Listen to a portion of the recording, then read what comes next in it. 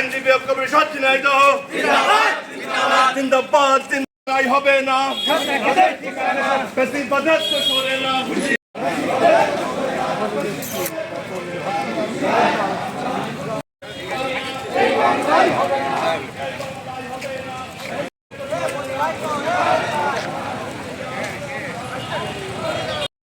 এই বাংলায় হবে না।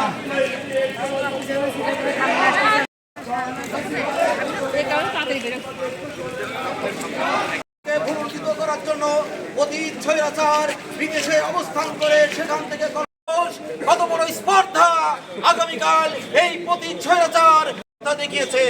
আমরা এই তীব্র প্রতিবাদ জানাচ্ছি। সেই প্রতিবাদের অংশ হিসেবে আইনজীবী ঐক্য পরিষদের সংগ্রামী মহাসচিব সিনিয়র এই পর্যায়ে আপনাদের সামনে বক্তব্য পেশ করবেন। বাংলাদেশ আমরা প্রতিহত করব, পুলিশে ধরিয়ে দেব। আমরা এবিপি জনাব আব্দুল আলিম 3। বিসমিল্লাহির রহমানির রহিম।